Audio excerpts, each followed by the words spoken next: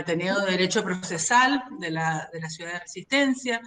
Destaco mucho su participación y destaco su experiencia como juez hace varios años ya, Andrés, ¿no es cierto? ¿Hace cuántos años? ¿Y qué tal? Buenas tardes a todos. Sí, creo que desde el 2012. Sí, sí, es Buenísimo. bastante. Bueno, Bastante, ya son unos años de experiencia.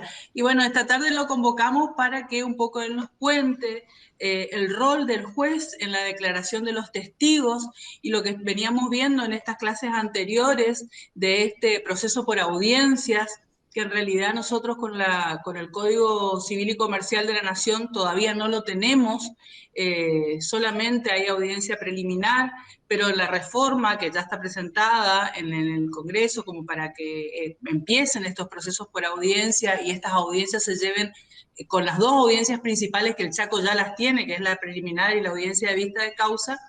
Este tema es muy importante, entonces lo convocamos al doctor como para que él nos ilustre un poco sobre el tema. Por una cuestión de orden, vamos a dejarlo que él exponga y después, en todo caso, ustedes van haciendo las preguntas que consideren pertinentes en el chat y yo se las voy a ir transmitiendo al doctor Salgado una vez que él termine de exponer. Bueno, le damos la bienvenida y muchas gracias, doctor. Tiene la palabra. bueno, muchas gracias, Sandra, una vez más. Muy, muy agradecido por la presentación y por la invitación.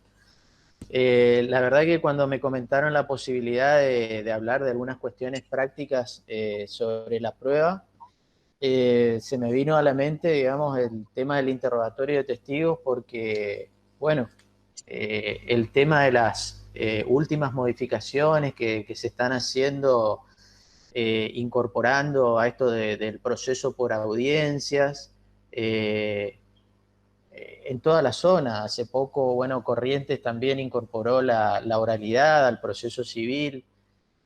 Santa Fe, bueno, ya la tenía y ahora lo reforzó, Formosa también. No sé cuál es la situación de Misiones, pero bueno, en la zona la justicia provincial prácticamente en todas, digamos, se ha implementado y se está implementando el tema de la oralidad, así que, bueno, me pareció muy interesante porque en definitiva la incorporación de lo que acá en Chaco se denomina la audiencia de vista de causa, eh, que es la audiencia en la que se van a producir las pruebas orales, es decir, la declaración de las partes, o lo que antes se denominaba confesional, eh, la declaración de los testigos y eventualmente las explicaciones de los peritos, si es que hay prueba pericial y si es que tienen que brindar algún tipo de explicaciones, es muy importante, es muy trascendente porque tiene por finalidad justamente mejorar la información con la que va a contar el juez al momento de dictar la sentencia. ¿Y por qué es tan importante esto de mejorar la información? Que el juez cuente con buenos elementos probatorios para estar convencido sobre la verdad o sobre la falsedad de los hechos que alegan las partes. Y bueno, porque justamente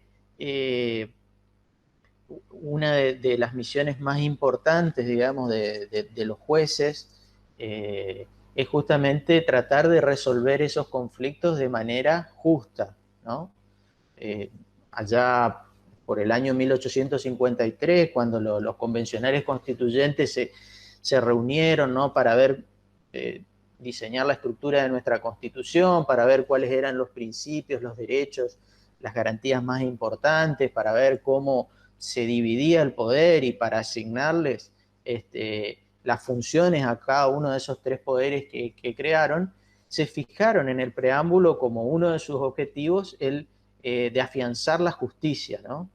Y me parece que ese objetivo que tuvieron en aquel momento los constituyentes marca una línea política que deben respetar todos los órganos del Estado, pero especialmente el Poder Judicial, ¿no? Porque es a quien se le ha confiado esta tarea, ¿no? De resolver los conflictos jurídicos, ¿no? Y bueno, en esta línea, digamos, decir de que, bueno, las sentencias tienen que ser justas, viene, eh, es muy importante, digamos, esta línea que viene repitiendo hace mucho tiempo, que viene sosteniendo un procesalista italiano que se llama Michele Tarufo, vino varias veces a la Argentina, es muy interesante, tiene algunos libros sobre la prueba que, bueno, obviamente son altamente recomendables su lectura. Y él habla justamente de esto de la verdad de los hechos en disputa como presupuesto de una sentencia justa, ¿no? Eh, y hay un libro muy interesante que lo pueden descargar gratuitamente de internet y también lectura muy recomendada, que se llama 5 lecciones mexicanas, que es justamente cuando Tarufo fue a dar 5 clases a México, ¿no? Y el Tribunal Electoral de México organiza este evento y lo que hizo fue desgravar esas 5 clases, sumar unos 5 papeles de trabajo que les habían mandado Tarufo y hicieron un libro que se llama 5 lecciones mexicanas y que se lo puede descargar de internet. Y también, bueno, quien lo quiera comprar en papel también está disponible porque la verdad que la obra fue tan interesante que la editorial Marcial Pons lo editó, lo imprimió, ¿no? Así como tal cual como estaba ahí, del desgrabado de las clases. Y justamente en ese libro encontré esto bueno, cómo se hace una sentencia justa, ¿no? Porque esto de afianzar la justicia está muy bueno, ¿no? Un ideal que creo que vamos a compartir unánimemente, pero bueno, se ha hablado mucho de la justicia, qué es la justicia, pero es difícil encontrar, digamos, algún lugar, algún filósofo que nos diga cómo se hace una sentencia justa. Y por eso me parece muy importante el aporte que hace Tarufo en esta obra, ¿no?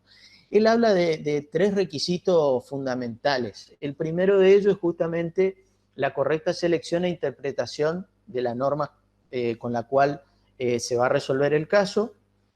El segundo requisito es la verdad, ¿no?, de los supuestos fácticos que están descritos en esa norma seleccionada para la solución del caso.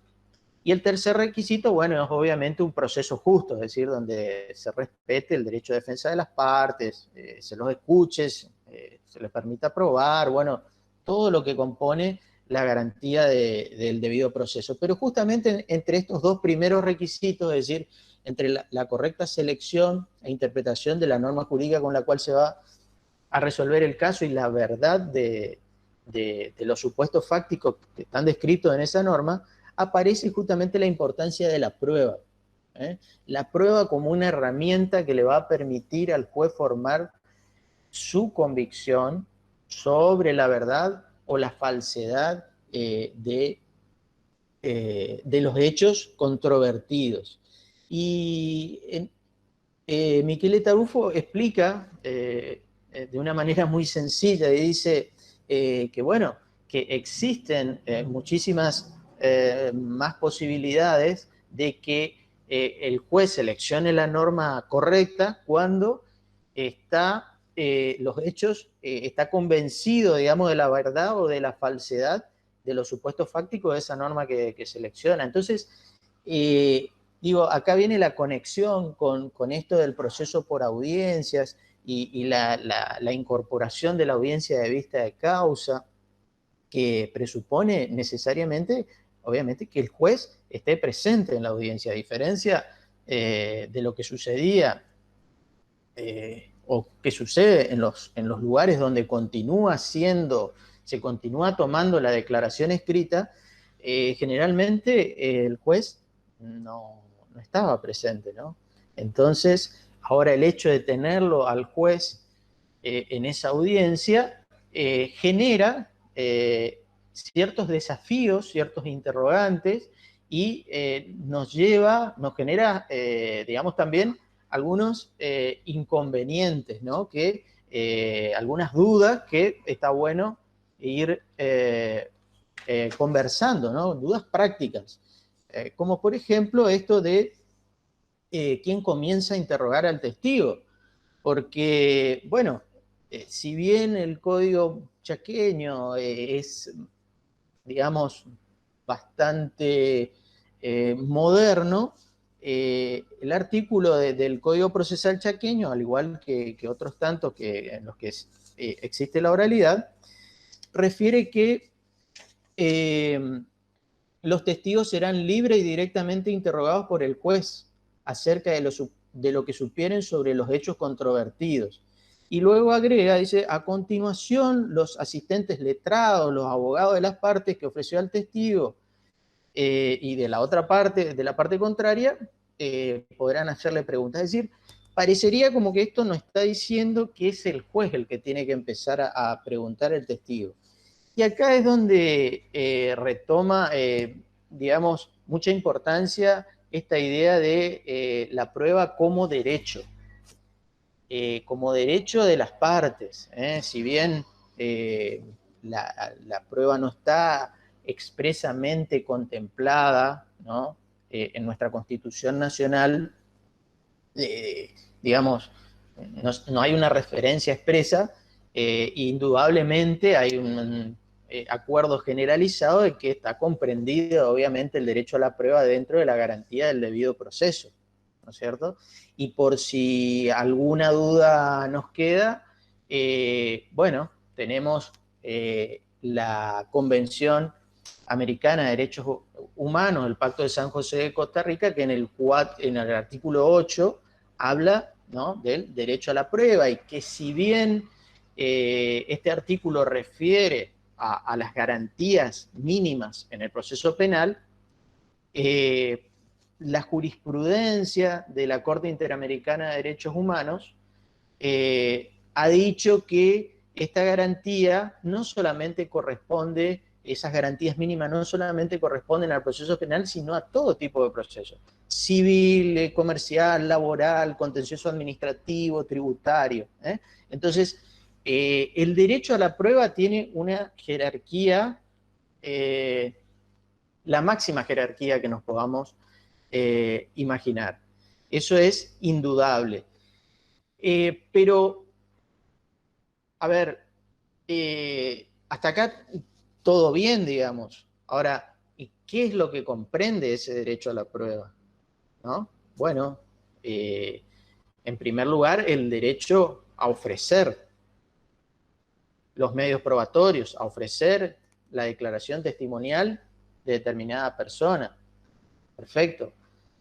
No se agota en el ofrecimiento, obviamente, sino que, bueno, ese medio, cuando es de utilidad, cuando es conducente para formar la convicción de los hechos controvertidos, la parte que lo ofreció tiene el derecho a que ese medio probatorio sea admitido. Y a su vez, que no se obstaculice su producción. Y resalto esta parte, ¿no? Que no se obstaculice su producción. Un aspecto muy interesante. Y finalmente, bueno, que ese medio probatorio ofrecido, admitido y producido sea adecuadamente valorado al momento de la sentencia. Entonces, eso es, digamos, podríamos sintetizar de esa manera los aspectos que comprenden el derecho a la prueba. Pero fíjense qué importante esto de no obstaculizar el derecho a la prueba, ¿no? Porque nuestro código nos dice, nos da a entender como que sería el juez el que tendría que comenzar el interrogatorio, y esto parece un poco contradictorio, primero con el espíritu de la reforma procesal. Es decir, si venimos proponiendo, digamos, el proceso por audiencias, incorporar una audiencia preliminar, una audiencia de vista de causa para la producción de las pruebas orales, para mejorar la información con que cuente el juez al momento de decidir, parecería que no es la mejor solución que comience a preguntar el juez, porque el que mejor puede saber qué es lo que sabe el testigo es la parte que lo ofreció. Y además, como ustedes habrán visto en el documento que compartió la profesora, el documento era interrogatorio de testigos, bueno, no recuerdo el título, pero básicamente lo que en alguna parte dicen que hay distintos tipos de preguntas, ¿no? Las preguntas narrativas, preguntas muy abiertas, ¿no? Las que le dan al testigo la posibilidad de explayarse ampliamente. Por ejemplo, cuéntenos todo lo que sabe sobre el accidente ocurrido el 3 de mayo de 1900, bueno, no, 1900 no, pero y bueno, obviamente, ese tipo de preguntas pueden ser interesantes porque van a permitir que el testigo se exprese eh, con amplitud, ¿no? Y seguramente va a generar una muy buena imagen, digamos, en el sentenciante cuando espontáneamente, relata todo, en detalle todo lo que sucedió, pero bueno, eso también puede ser un problema, ¿no? Porque puede ser que el testigo cuente más de lo que la parte por ahí necesitaba que cuente, o que sea demasiado genérico el relato, ¿no? Es decir, problemas que puede generar este tipo de preguntas así tan narrativas, tan abiertas. Y después tenemos las preguntas abiertas también, ¿no? Que se van limitando el objeto de la respuesta, ¿no? Por ejemplo, ¿qué observó en el, objeto, en el lugar del accidente? Bueno, ahí ya se va acotando las posibilidades de que el testigo se escape, digamos, a otros temas que por ahí no son de utilidad. Y,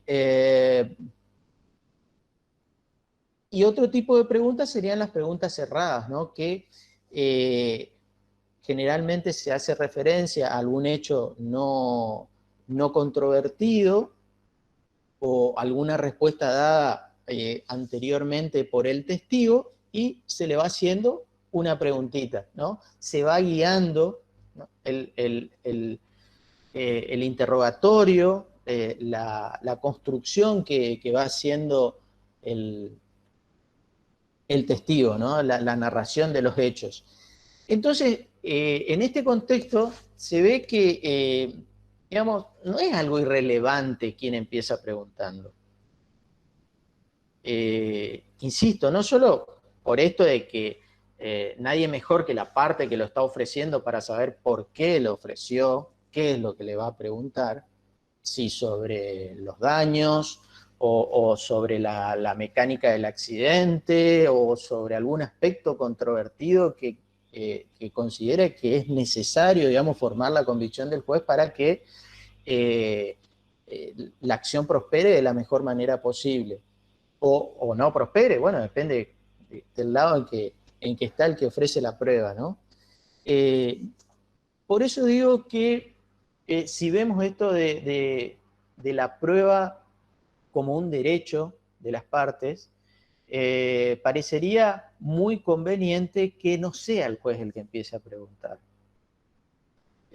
sino que sean el abogado que ofreció al testigo, ¿no es cierto? El que empiece a preguntar y que elija con qué tipo de preguntas comenzar, según las características del testigo, según lo que sabe el testigo. Y en este contexto, por ahí siempre es muy importante la recomendación, bueno, de obviamente no ofrecer, no llevar a la audiencia a un testigo que no sabemos qué es lo que puede decir, ¿no es cierto? Siempre se lo ofrece y se lo lleva a la audiencia porque uno se lo interrogó previamente y sabe qué es lo que sabe y se sabe qué es lo que se le puede preguntar, ¿no es cierto? Creo que nadie, o por lo menos no sería conveniente, en eso seguramente vamos a coincidir, llevar a un testigo para averiguar qué es lo que sale, ¿no? Qué es lo que, si sabe o no sabe, porque en definitiva, si la idea es construir la convicción del juez sobre los hechos controvertidos, bueno, muy buena impresión no se va a generar si se está llevando a alguien que termina diciendo, no, la verdad que eso no sé, no me acuerdo. Entonces, bueno, preguntar, siempre es muy importante preguntar lo que el testigo sabe y tener conciencia de lo riesgoso, digamos, que es hacer una pregunta cuya respuesta desconocemos. ¿Eh? Andrés, te Sí, consulto ahí. Eh, nosotros poniéndonos en la figura o en la postura, en la función de un abogado litigante. Ese abogado que antes de contestar la demanda, o cuando se está por sentar a contestar la demanda, o cuando se está por sentar a hacer la demanda, el escrito inicial de demanda, tiene que saber ya sobre qué va, a quién va a ofrecer como testigo, porque es la primera presentación y la tiene que informar.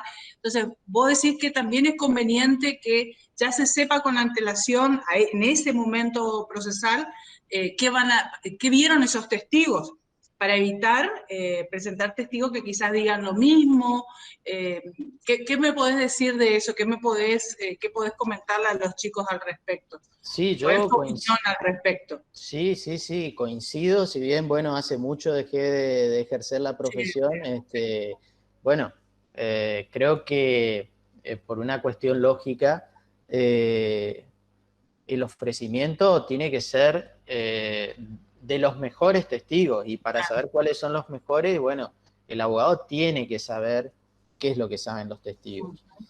Pero si lo ofrecieron por esas cosas de la vida, porque bueno, la profesión, el ejercicio del derecho de defensa no es tan sencillo. Por ahí cuando uno contesta la demanda, no es que tiene toda sí, una vida para hacerlo, sino que tiene claro. límite, y por ahí el cliente que no colabora mucho, bueno, se lo ofreció, pero antes de ir a la audiencia sí va a tener el tiempo suficiente para saber qué es lo que sabe el testigo, y eventualmente, bueno, si es conveniente desistir, bueno, se desistirá, ¿no?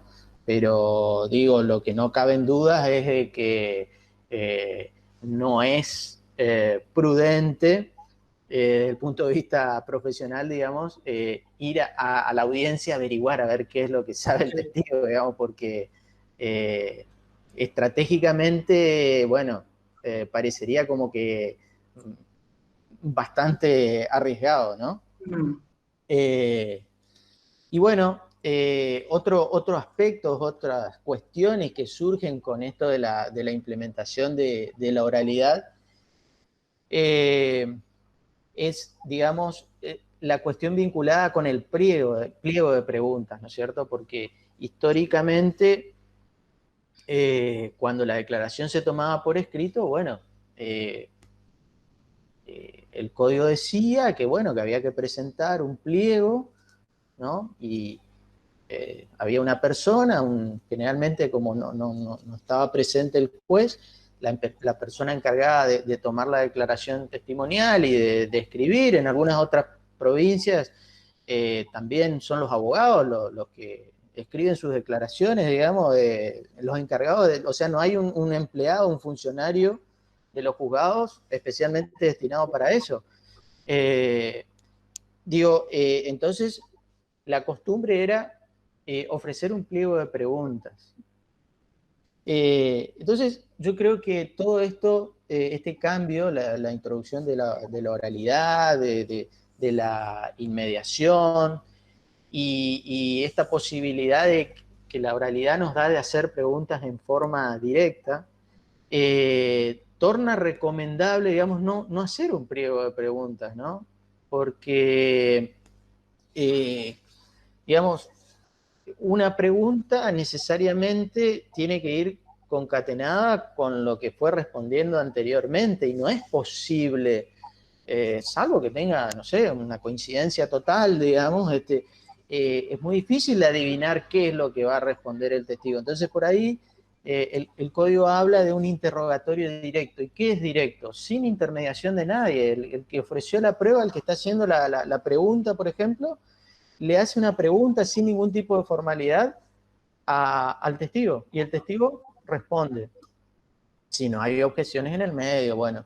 Pero digo, esto de un pliego de preguntas, lo cual no quiere decir que el abogado vaya a la audiencia a improvisar totalmente. No, todo lo contrario, tiene que tener muy claro cuál es el objetivo, ¿no? ¿Qué es lo que necesita dejar probado, dejar acreditado con el testimonio de ese testigo? Y bueno, y ir orientando a través de las mejores preguntas, tipo de preguntas que considere conveniente, como decíamos hoy, las narrativas, las abiertas, las cerradas, ir orientando la declaración e ir construyendo el relato del testigo para convencerlo justamente al juez. Hemos tenido algunas experiencias, yo recuerdo una audiencia de práctica, un simulacro que habíamos hecho, con lo cual, digamos, el testigo obviamente no era verdadero, pero el poder de convicción de ese testigo fue maravilloso, y cómo lo fueron guiando con las preguntas, realmente fue algo impresionante. Y yo que conocía, digamos, porque era un expediente de verdad, y yo que conocía los antecedentes de la causa, la verdad es que hasta me hizo dudar a mí, porque, bueno, hay cosas que el testigo, obviamente, hay ciertos límites, ¿no? Dentro de un expediente hay elementos objetivos, ¿no? Que a la hora de valorar el testimonio puede ser un excelente relato, pero bueno, pero si tenemos un informe técnico que dice que la moto embistió al automóvil en el medio de la puerta del acompañante, no hay relato que lo pueda desvirtuar.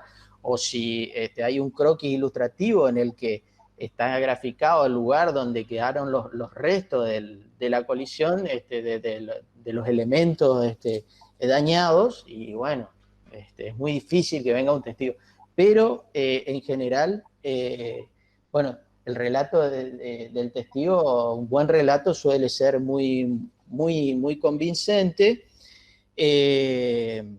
y probablemente yo me atrevería a decir que se vaya transformando en una de las pruebas más importantes. Hasta ahora, la prueba, la vedette de las pruebas, digamos, es la prueba pericial, ¿cierto? Lo que dice el perito, bueno, es palabra mayor. Pero creo que con esto de la oralidad, de la inmediación, creo que se puede llegar a construir, digamos, un elemento probatorio de un valor muy, pero muy importante.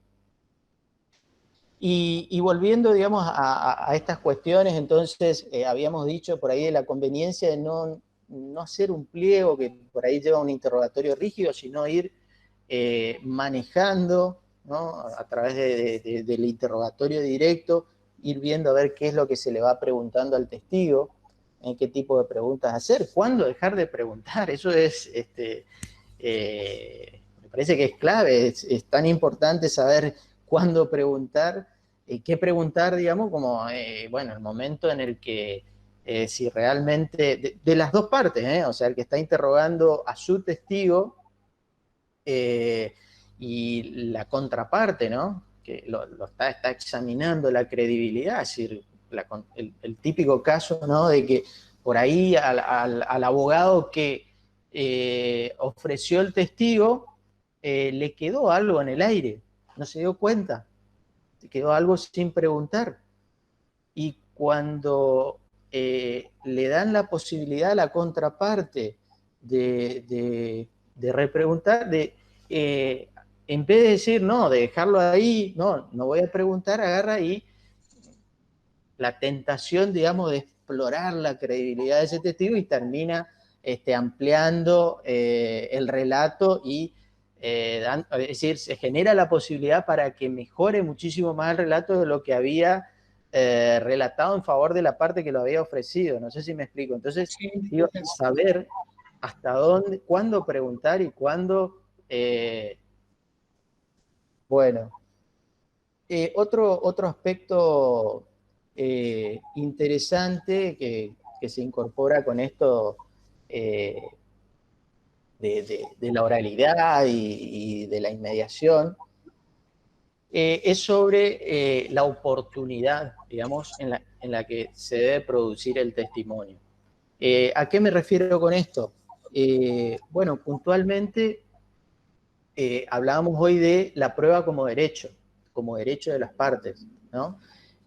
Nuestro código procesal dice que el juez podrá recibir la prueba en el orden siguiente: declaración de partes, testigos y peritos. Este orden podrá alterarse si aquel lo considerase conveniente. Entonces, esta idea de ver a la prueba como derecho de las partes me parece que también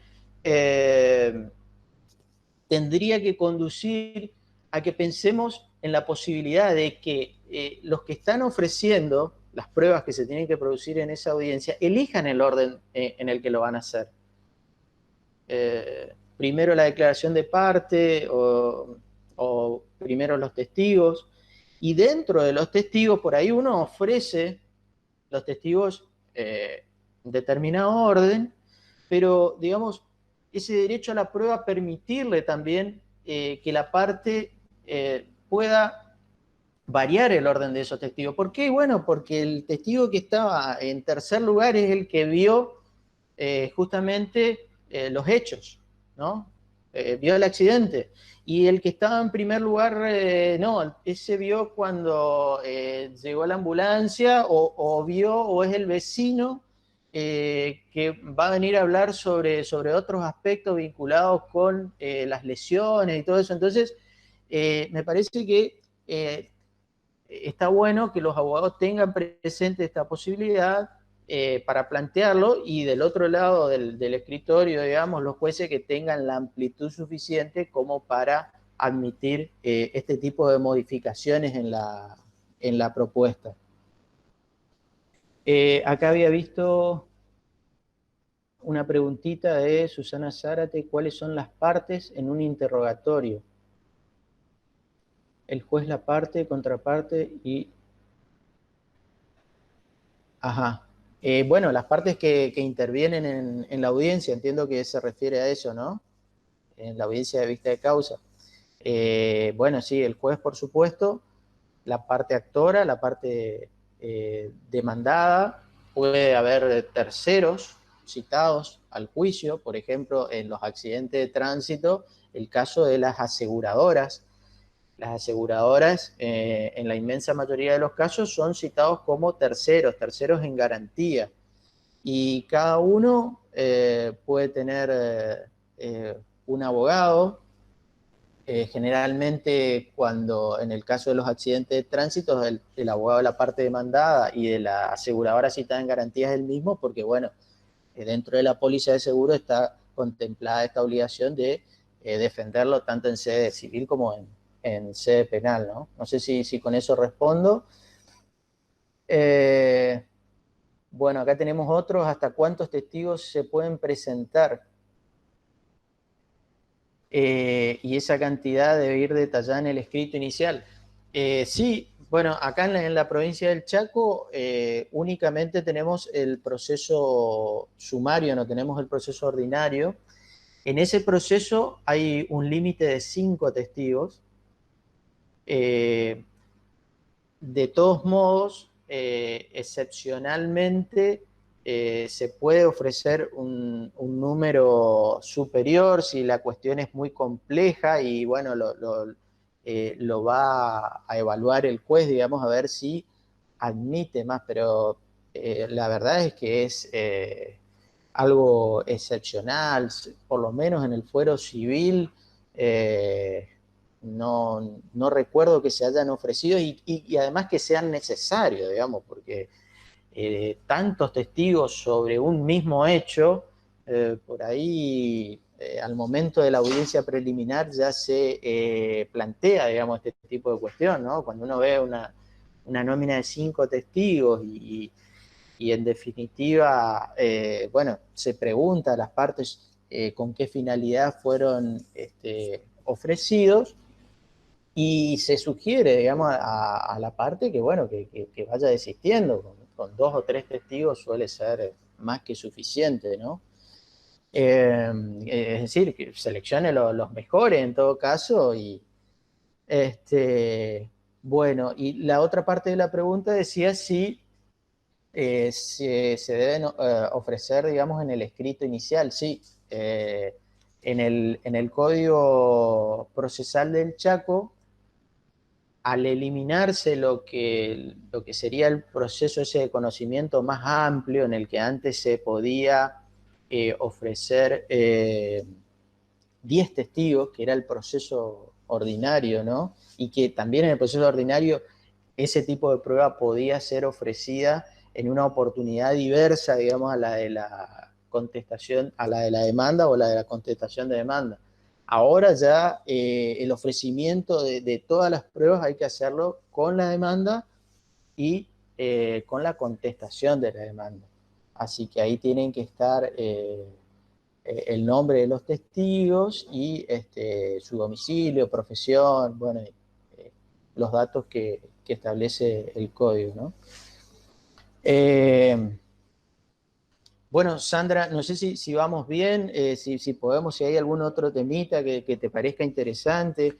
Yo por ahí tenía anotado el tema del contrainterrogatorio, ¿no?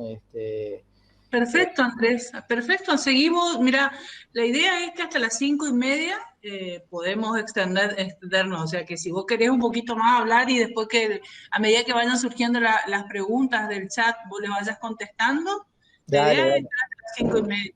Perfecto. O Yo tal vez antes si unos vos tenés. minutitos antes me Está tenga que bien. retirar, Perfecto. pero No, no, perfecto, perfecto. Así que manejalo vos, Andrés. Si vos querés hablar de lo que estás diciendo, no hay problema. otra cuestión muy interesante que me parece desde el punto de vista práctico, que trae esto de la incorporación de la oralidad, es el tema de las objeciones, ¿no? Hoy habíamos dicho que hay varios tipos de preguntas. Habíamos hablado de narrativas, abiertas, cerradas, y después están las indicativas, ¿no? Las preguntas indicativas en nuestro código procesal no están expresamente prohibidas, creo que en el Código Procesal de la Nación sí, y si bien no están expresamente prohibidas, el gran problema de esta pregunta es que la respuesta tiene muy poco valor, ¿no? Una pregunta indicativa sería, por ejemplo,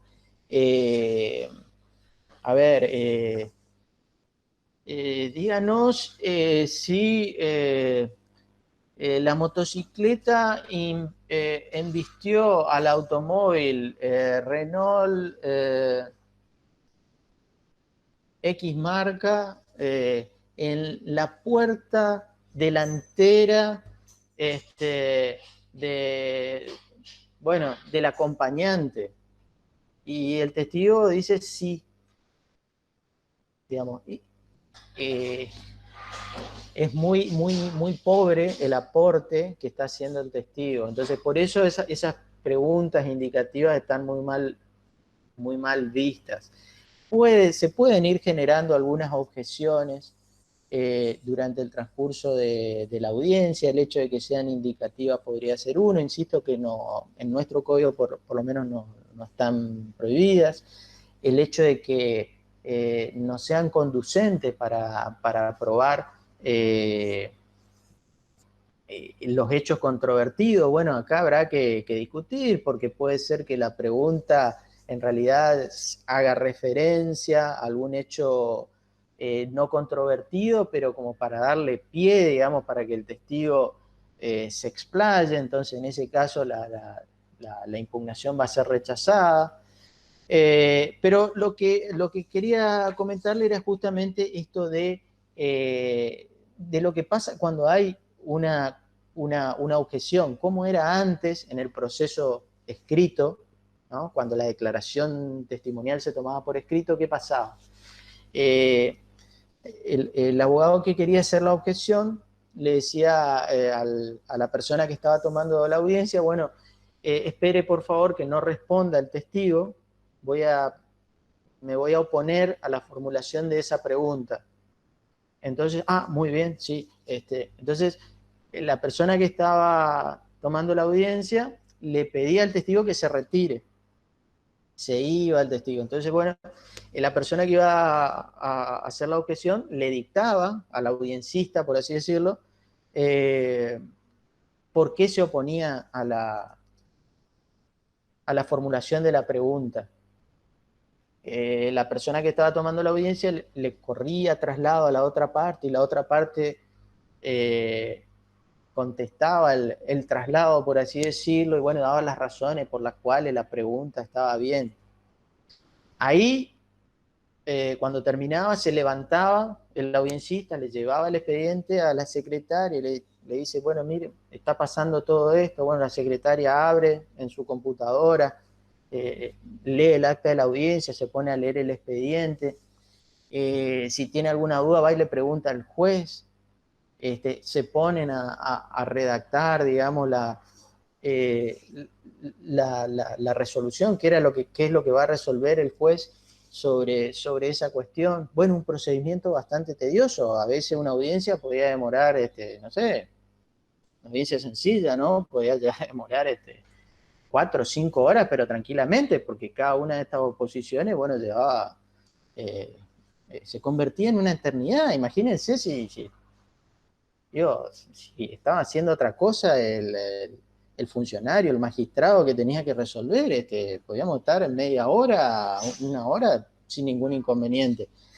Y ahora con el tema de la oralidad, audiencias videograbadas, inmediación, el juez presente en la sala, bueno, mucho más dinámico.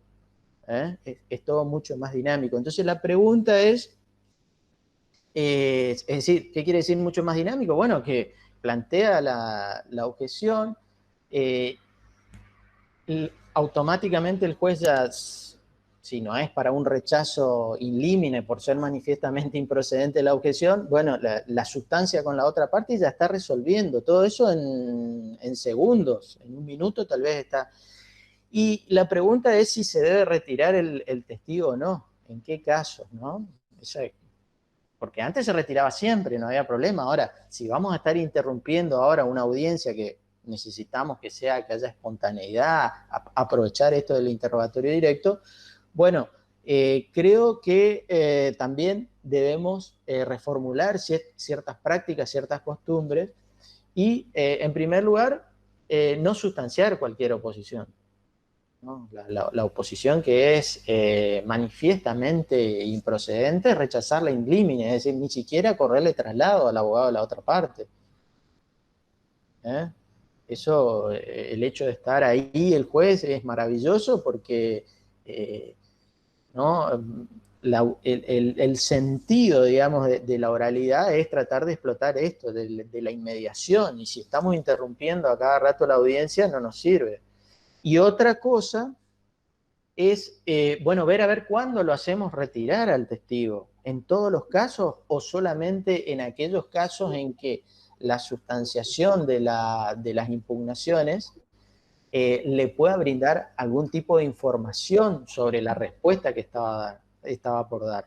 Cuando la sustanciación se refiere a cuestiones formales, digamos, cuando el planteo se refiere a cuestiones formales y la respuesta a ese traslado también lo va a hacer en ese sentido, me parece que tenemos que dejarlo al testigo ahí sentado en la audiencia y resolver, que el juez resuelva en el acto, ¿no? Sin estar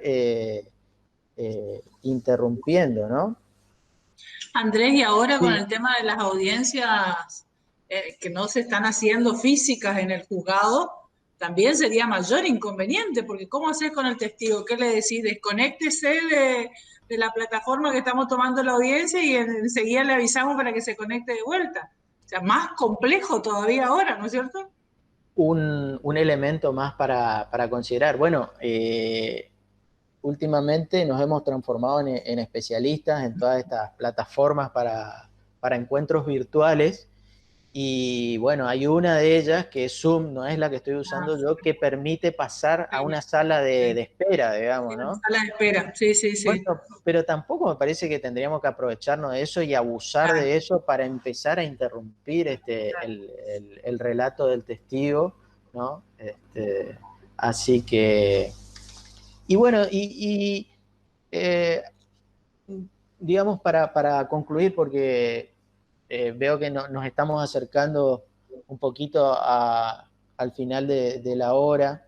ujú, Yo lo que por ahí quisiera destacar, digamos, es que el tema del rol del juez, ese era el tema del trabajo que les había enviado, el rol del juez en la declaración testimonial, ¿no? En el proceso civil, es muy importante, ¿no?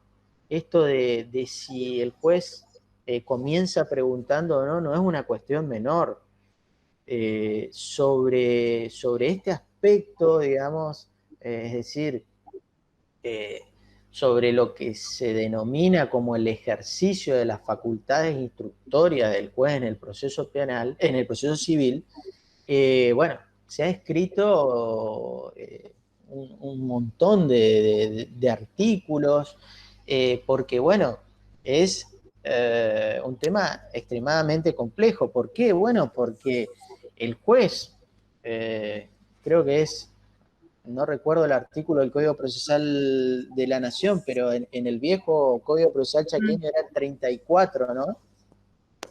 Que bueno, que autoriza la posibilidad de que el juez eh, disponga la producción de testimonios o la incorporación de documentos, aunque no hayan sido ofrecidos por las partes en ese escrito inicial o de demanda o de contestación de demanda. Y la objeción más importante a todo esto era justamente que, bueno, que el juez que tenía que preservarse en un espacio de imparcialidad, porque esta es una garantía obviamente comprendida dentro de lo que es el debido proceso, no podía estar mandando a producir pruebas supliendo la negligencia o el desinterés de las partes, ¿no? Porque se afectaba justamente la imparcialidad. Y bueno, esto generó un debate de años y años. Eh, Obviamente, nunca se pudieron llegar a unificar, a encontrar una solución intermedia. En algunas provincias este es un tema que separa, digamos, escuelas. Eh, bueno, y esta cuestión justamente del ejercicio de la facultad instructoria del juez se reflota con esto de el proceso por audiencia, la incorporación de la oralidad, ponerlo al juez ahí en la audiencia de vista de causa, conociendo el expediente. ¿Y por qué? Y bueno, porque justamente la posibilidad de preguntar, una buena pregunta, que nos hayan hecho las partes, puede llegar a ser tan importante como una prueba pericial o como alguna otra prueba decisiva, ¿no? Y, y bueno, eh, digo, el tema de quién comienza a preguntar, eso que comenzamos allá al principio, digo, no es una cuestión menor. eh, Está bueno tenerlo en cuenta, tener bien definida la posición de cada uno y estar preparado para cuando uno tenga que defender, ¿no? A sus clientes, o para cuando a alguno de ustedes les toque ser juez. Eh, yo Personalmente creo bueno, por esto que les comentaba al principio, es decir, esa función constitucional que tiene el juez, especialmente en el proceso civil, digamos, porque el proceso penal tiene otras particularidades. Indudablemente que hoy por hoy eh, el juez en el proceso penal está ocupando otro espacio, de imprescindible, en el que la imparcialidad es imprescindible, ¿no es cierto? Porque está haciendo un poco de jurado, de juez y de jurado, pese a que la Constitución Nacional habla de de la necesidad de que los juicios sean por jurados. Indudablemente que en el proceso penal sí es necesario, es indispensable que el juez no esté mandando a producir las pruebas a las partes, ¿no? Porque además, digamos, juegan otros principios, ¿no? El indubio pro reo, o en el proceso laboral, que en caso de duda deberá estarse a favor del trabajador. Ahora, en el proceso civil, sabiendo que el juez está obligado constitucionalmente a dictar una sentencia justa, y que para que esa sentencia sea justa, necesariamente tiene que seleccionar correctamente la norma jurídica con la cual va a resolver el caso, y que que esa solución sea lo más correcta posible, tiene que estar convencido de la verdad o de la falsedad de los hechos expuestos por los litigantes. Bueno, me parece que el ejercicio de esa facultad instructoria es importante.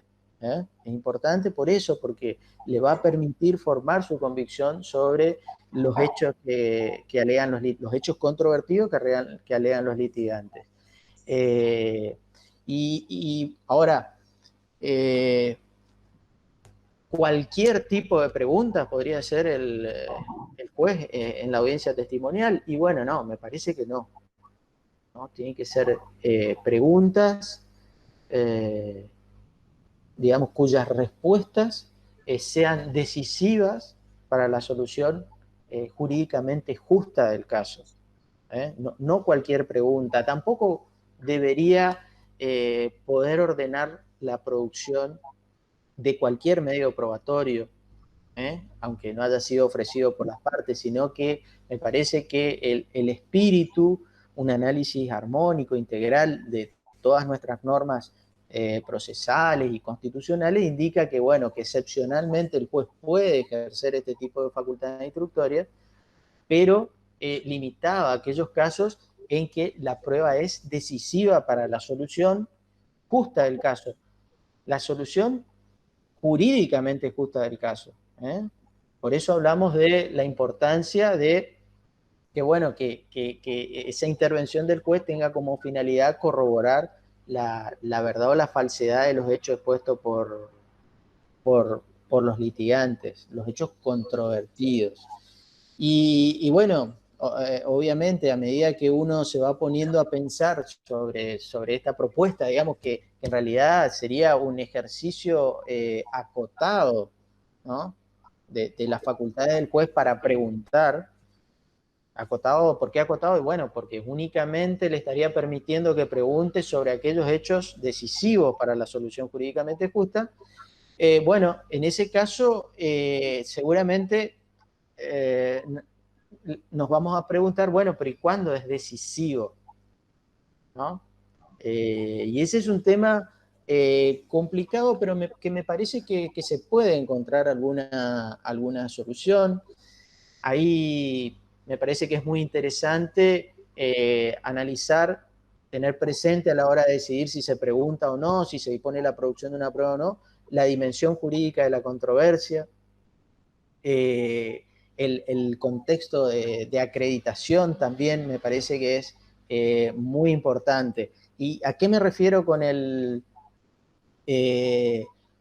la dimensión jurídica de la controversia? Bueno, es que hay casos, digamos, en que el demandado no contestó la demanda, y en virtud de eso se lo tiene por reconocido, digamos, los documentos aportados por la parte actora, se le tiene por reconocido a los hechos lícitos alegados por la parte actora. Entonces, en algunos casos se va a declarar la rebeldía, ¿no? Con todas las presunciones que ello acarrea. Entonces, en esos casos, bueno, digamos, salir a producir, disponer la producción de pruebas que no hayan sido ofrecidas por las partes, bueno, parece, es decir, si hay una solución jurídica al caso que permite, digamos, analizar todos estos aspectos, me parece que no sería conveniente el ejercicio de las facultades instructorias o lo que sería en la audiencia que el juez se ponga a preguntar a los testigos sobre algunos hechos no, que en definitiva no están controvertidos, ¿no? Y otro aspecto también muy interesante, les decía, para tener en cuenta el rol del juez, digamos, en la audiencia, es justamente esto de el contexto de acreditación. Existen, dentro de las normas procesales, existen muchas reglas en las cuales se establece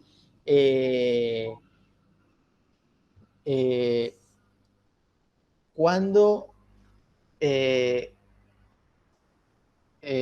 justo estaba leyendo justo una de las preguntitas eh, en relación al contexto de acreditación. Les decía que existen muchas reglas procesales que establecen cuál es la carga de la prueba, ¿no? Entonces, en ese contexto, un juez que salga a preguntar, digamos, a interiorizarse sobre cuestiones, eh, digamos, que no surgen extremadamente necesarias para la solución jurídica del caso, parece que no es conveniente, ¿no?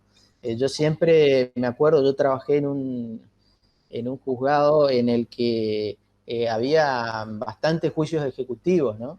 Y bueno, la defensa en aquel momento, que no había proceso monitorio, despacho monitorio para los juicios ejecutivos, la defensa más habitual era, se ejecutaba un cheque, un pagaré, y el demandado venía y decía, no es mi firma, ¿no? Y bueno, y con eso ya se corría traslado de la excepción y se demoraba todo el proceso y cumplía la finalidad de dilatar el proceso, digamos.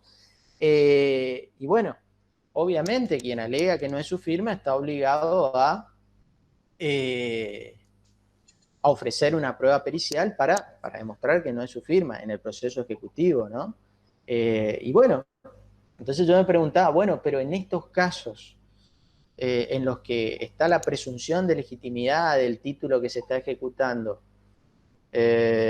supongamos que el demandado no ofrece la prueba pericial, ¿el juez podría ordenar la producción de la prueba pericial caligráfica? Y me parece que no, ¿no? Por esto del contexto de acreditación, ¿no? Eh, eh, bueno, algunos aspectos muy interesantes. No sé si ese documento también se los enviaste. Los dos documentos Ah, le mandé, la tesis, o sea, ¿cómo se llama? El proceso por audiencia, el que hiciste vos, las nuevas estructuras procesales y sí, sí, la sí. revista de la Asociación Argentina de Derecho Procesal. Los dos le Claro, mandé. ahí es justamente donde se analiza el tema de la decisividad de la prueba y todo eso. Y digo, el ejercicio de la facultad instructoria del juez preguntando me parece que es interesante, y creo que acá tenemos futuros jueces en potencia, así que me parece que está bueno que vayan tomando conciencia de estos problemas con los que se van a enfrentar el día de mañana cuando les toque defender o cuando les toque estar en una audiencia y juzgar para luego juzgar, ¿no? Bueno, había visto algunas preguntitas. Sí, si las querés contestar, Andrés. Bueno, acá Victoria pregunta las preguntas no relacionadas al hecho, pero sí al testigo, si están permitidas. Bueno, yo entiendo que sí, creo que las preguntas dirigidas al testigo, bueno, depende de qué preguntas, ¿no? Pero seguramente va a haber una oposición de la otra parte, y si se produce, digamos, esa oposición, bueno, habrá que estar en condiciones de explicar por qué le está haciendo una pregunta al testigo. ¿Por qué usa anteojos? A ver, ¿usted usa anteojos? Es una pregunta al testigo. ¿Para qué? Bueno, me imagino porque antes dijo que estaba a 150 metros del lugar o a 50 metros del lugar.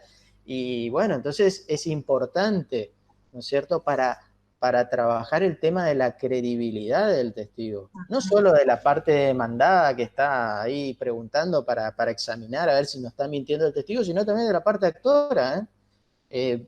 Ve que en la audiencia el testigo está con anteojos y bueno, le pregunta, ¿no es cierto? ¿Usted usa anteojos si son para ver de cerca o de lejos? No, son para ver de cerca, listo, se terminó la discusión. Si estaba a 50 metros, no los usa, entonces tampoco es necesario. Ahora, si le dice que es para ver de cerca, perdón, que es para ver de lejos, bueno, le preguntará, bueno, si el día de la audiencia, si el día de los hechos lo tenías puesto, ¿no? Eh, bueno, después hay otra. Ah, no. Bueno, la otra pregunta es vinculada con eh, el tema de los documentos que había referido. Bueno, no sé, Sandra, ¿alguna cuestión? Ahí Susana te está preguntando, Sí. Andrés, ¿cómo hace el juez para mantener la igualdad de las partes en el proceso? Bueno, qué pregunta, ¿no? Porque muy vinculado con esto que estábamos, de lo cual estábamos hablando, es decir, realmente un juez que manda a producir una prueba decisiva, una prueba pericial, por ejemplo, indudablemente que cuando está en juego el orden público, bueno, el típico ejemplo en los juzgados de familia de la prueba de ADN, ¿no? Claro.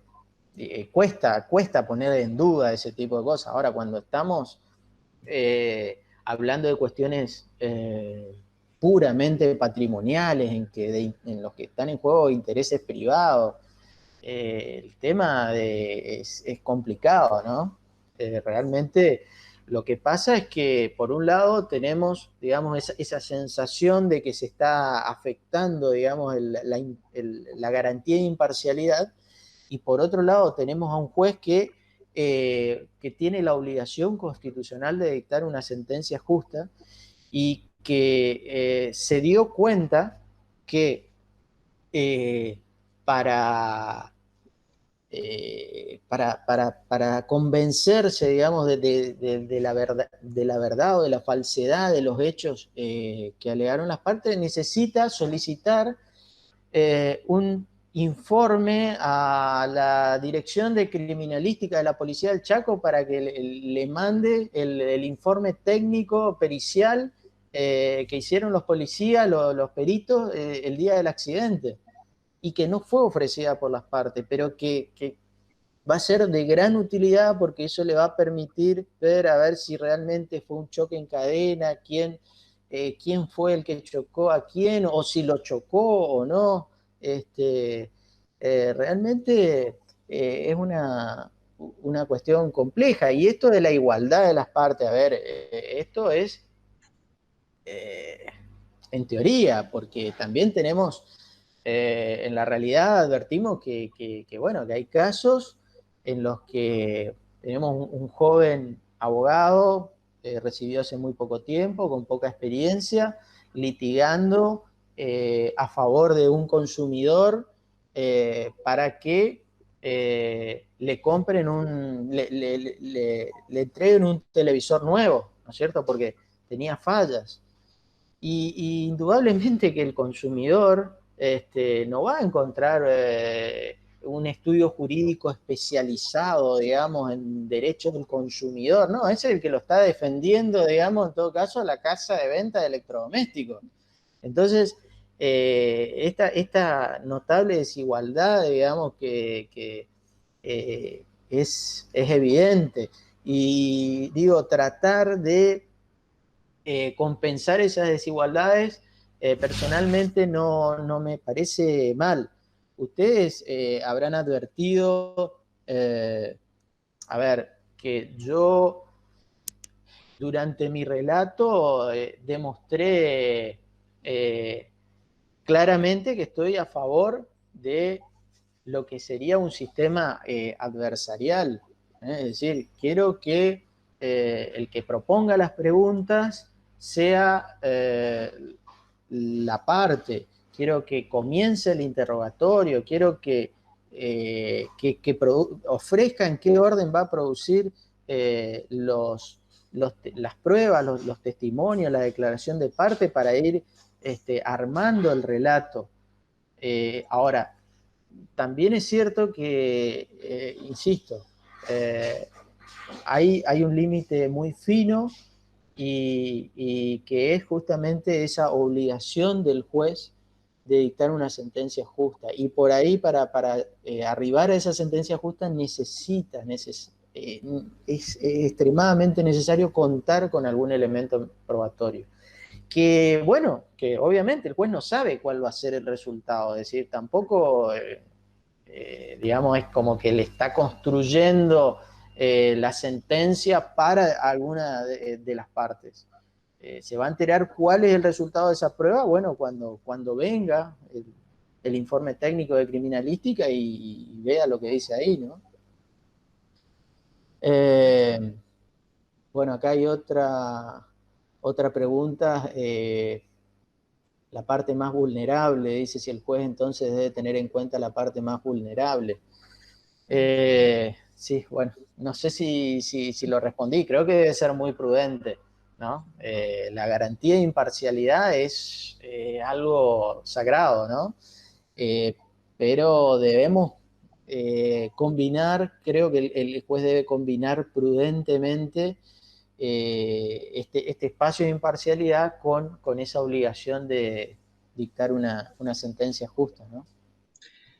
Andrés, un poco como para acompañar lo que vos decías y desde mi experiencia en el foro de familia, este tema de la inmediación, del principio de inmediación que es tan importante en el proceso.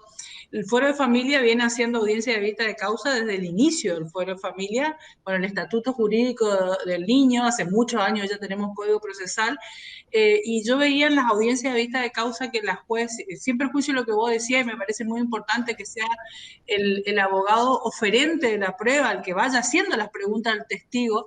Yo veía cómo mi juez en las audiencias de vista de causa, a medida, por la inmediación, lo tenía el testigo ahí enfrente, sentado enfrente, a medida que le iba haciendo el pliego de preguntas que le hizo la parte oferente de la prueba, también ella le iba mechando con cosas que ella iba viendo que no le cerraban o que le quedaban dudas o que necesitaba un poco para ese dictado de su sentencia, porque salía de ahí y el expediente quedaba con llamamiento para dictar sentencia, porque en algunos procesos ya se alegaba.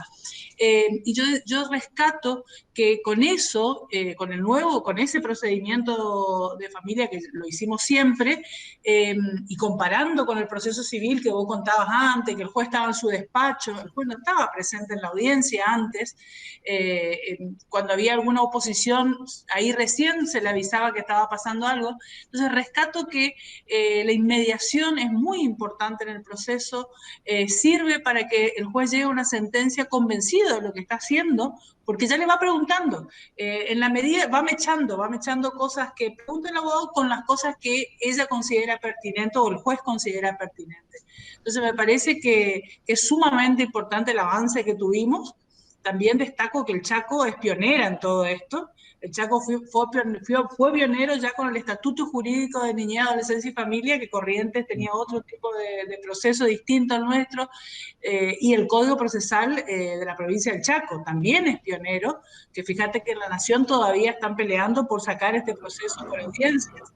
Entonces, me parece que, bueno, que está muy buena la inmediación y ese aporte que el juez le va dando al proceso. Bueno, si no hay más preguntas, Andrés, no quiero abusar de tu muy buena predisposición de habernos acompañado esta tarde.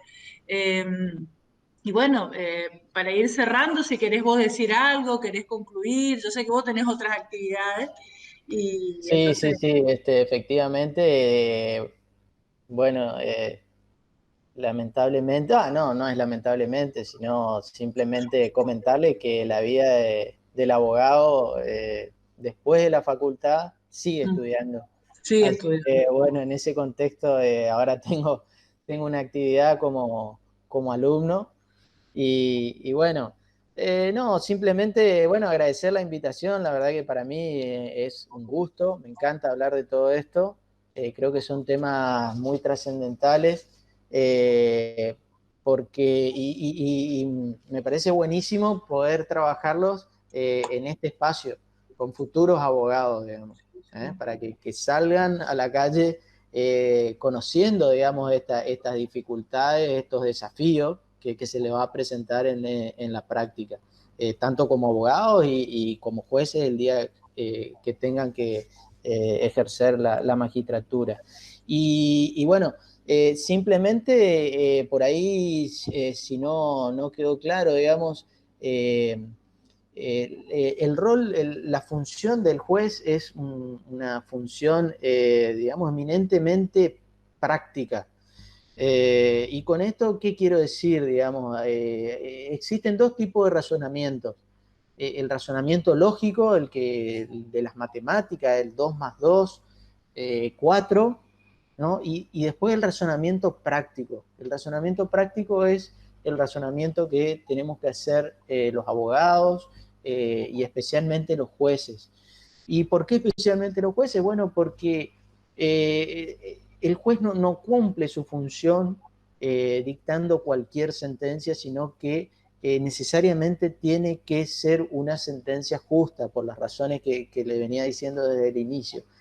Y en ese proceso mental de toma y de decisión y de construcción de la decisión es justamente el razonamiento que va haciendo el juez, va probando, va seleccionando alguna norma, va viendo a ver si los hechos, ¿no?, que describe esa norma, si cómo juegan con las pruebas, ¿no?, que están producidas en el expediente, y ve a ver qué solución le da esa norma, y si por ahí no es la que le parece la mejor solución, prueba con otra norma. Es decir, es un razonamiento práctico en el sentido de que se busca la mejor solución posible. Y en esa búsqueda de la mejor solución posible, justamente esto de la posibilidad de preguntar en una audiencia, o la posibilidad de ejercer facultades instructorias y requerir la producción de alguna prueba decisiva para la solución jurídicamente justa, aunque no haya sido ofrecido por las partes, o incluso en el caso de que haya sido negligente en su producción. Bueno, de mi parte, nada más. Muchísimas gracias. Un gusto haber estado con ustedes. Bueno, Andrés, te agradecemos, yo en nombre de la Universidad Católica de Salta, te agradecemos muchísimo tu participación, agradezco a los alumnos que estuvieron presentes también hoy en esta charla y bueno, ya te vamos a convocar seguro para una nueva intervención, para seguir hablando de estos temas que nos gusta a todos. Yo creo que si abrazamos el derecho porque nos gusta específicamente esto y creo que se construye con el granito de arena que cada uno hacemos. Ellos son alumnos ya casi abogados, porque están cursando materias de cuarto año, así que me parece que lo que nosotros le podamos dar desde nuestra práctica diaria les va a sumar mucho en la experiencia de ellos. Así que, bueno, te agradezco tu intervención y les agradezco a todos los que estuvieron hoy presentes, a todos los alumnos. Gracias, Andrés. Nos estamos viendo. Excelente. Un gran Bueno, saludo. gracias. Hasta luego.